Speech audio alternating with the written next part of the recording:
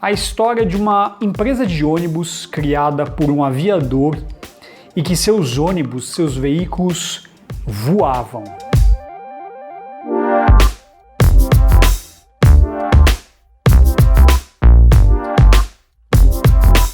Fala pessoal, tudo bom? Eu sou Renato Lobo, você está no Via Trolleybus, um canal especializado em mobilidade, e poucas empresas de ônibus são tão conhecidas pelo público que não acompanha o noticiário de mobilidade, pelo público que gosta do tema de ônibus, como a Aviação Cometa.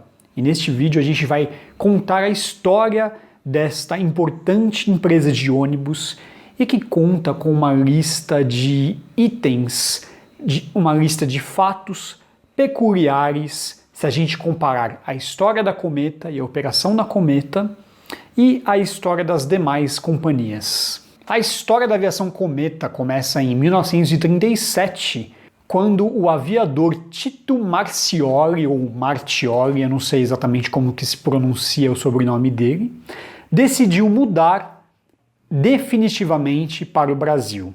Ele decidiu morar no bairro do Jardim América, aqui na cidade de São Paulo. Tito chegou ao Brasil pela primeira vez pilotando o avião que fazia parte de uma esquadrilha de 14 aeronaves que eram da Força Aérea Italiana. Tito se tornou o cunhado do agrimensor Arthur Brandi, que naquele mesmo ano de 1937 acabou fazendo um loteamento na região do bairro do Jabaquara. As vendas dos imóveis naquela região não prosperaram, já que eram bem distantes do centro. E é claro que a gente está falando da década de 30 e não de agora, onde as regiões afastadas do centro de São Paulo eram menos povoadas, tinham menos empregos e algumas dessas regiões eram áreas de fazenda, áreas até consideradas rurais naquela época. E essas vendas não deram certo, foi quando Tito resolveu criar uma linha por meio de uma concessão pública, uma linha de ônibus, que ligaria o Jabaquara até a Praça da Sé. Foi então que Tito trocou o ramo da aviação pelo transporte coletivo.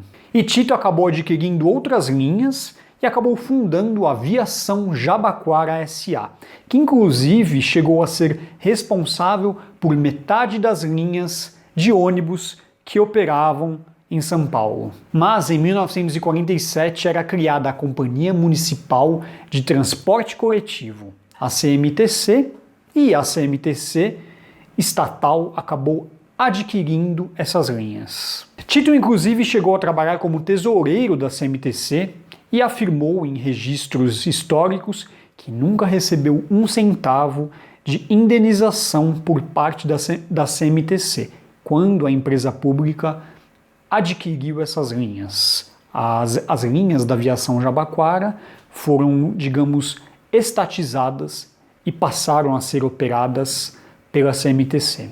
Mas o ex-aviador não desistiu de trabalhar no ramo do transporte coletivo, ou pelo menos no ramo de ônibus. Foi quando, em 1948, que Tito adquire a Autoviação São Paulo Santos Limitada. E essa aviação, a São Paulo Santos, tinha na sua logomarca a imagem de um cometa, e por conta disso, em 1948, também naquele ano, Tito resolveu mudar o nome da empresa para Aviação Cometa S.A. E além do transporte regional, as empresas de Tito começaram a operar transportes urbanos em outras cidades, como por exemplo em Campinas, sob o nome de Aviação Cometa. E também, naquela mesma época, Tito acabou adquirindo outras empresas, como a Aviação Lira. E uma das características da Aviação Cometa era a cor dos veículos, sempre azul e bege. E essa escolha se deu por conta das cores das porcelanas presentes nos cafés de tarde que Tito e sua esposa tomavam na Europa. Então Tito quis fazer um agrado para sua esposa e colocou as cores dos ônibus nas mesmas cores da porcelana de sua amada. Mas uma das características mais importantes, mais marcantes da Aviação Cometa era a fabricação dos próprios ônibus.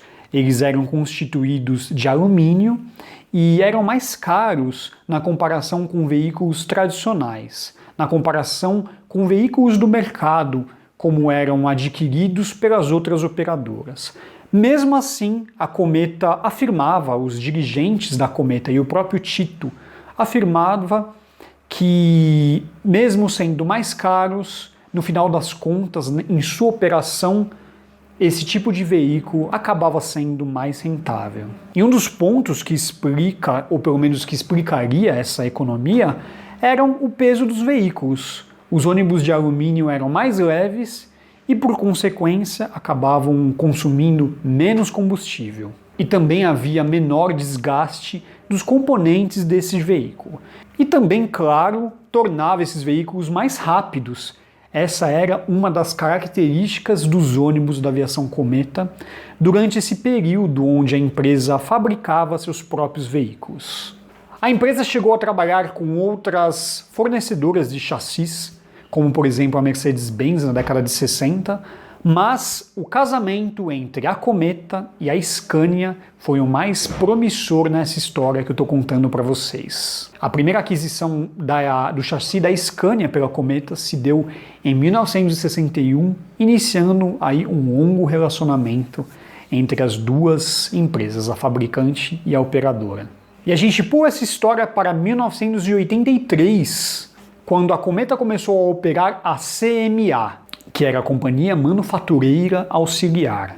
Na produção de seus veículos, foi assim que nascia o icônico modelo Flecha Azul, conhecido aí por todo mundo que acompanha o ramo do ônibus rodoviário. E foi uma série de veículos produzidos até o Flecha 8. Esse tipo de veículo tinha os mesmos traços do modelo dinossauro, mas com algumas alterações, tanto na parte interna quanto na parte externa. Em 1984, um ano depois, nasce o primeiro veículo Flecha Azul automático. Prepare-se para uma verdadeira viagem espacial. Está em marcha o melhor programa do eixo Rio-São Paulo-Rio. Flecha Azul automático. Poltronas em couro legítimo, amplo espaço aéreo interno, garantindo uma viagem suave, confortável e segura. Câmbio automático e computadorizado. Um verdadeiro avião. E além da rapidez, os Flechas Azuis também tinham um item bem interessante no seu interior. Eles possuíam bancos de couro, que dava bastante conforto aos usuários. Os veículos eram inspirados em um modelo norte-americano, da empresa Greyhound Lines. E a aviação ainda estava presente de alguma forma na Cometa, trazida pelo seu fundador. O uniforme era similar ao da aeronáutica, com poucas diferenças nas cores. E a Cometa operava sistemas de radiocomunicação entre suas bases e pontos de apoio numa época em que as comunicações eram bem complicadas e ainda engatinhavam no Brasil. E o reinado dos icônicos veículos, dos icônicos ônibus da Cometa começou o seu declínio no comecinho dos anos 2000, em 2001, quando um dos herdeiros de Tito acabou saindo da sociedade.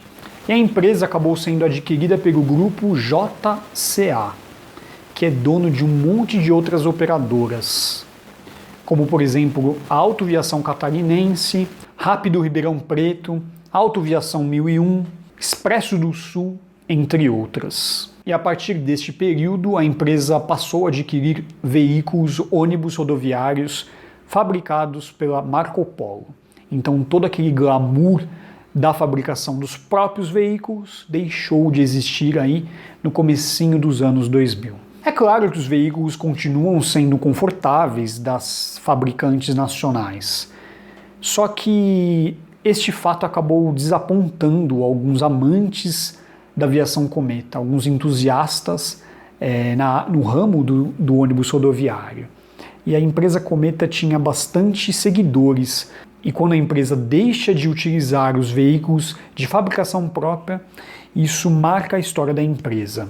E a Cometa segue operando até os dias de hoje em linhas nos estados de São Paulo, Rio de Janeiro, Paraná e Minas Gerais. E é isso, pessoal, espero que vocês tenham gostado desse vídeo.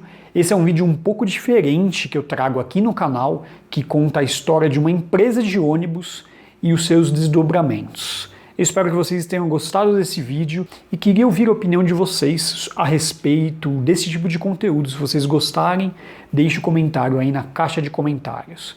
Eu vou ficando por aqui, a gente se encontra no próximo vídeo. Grande abraço!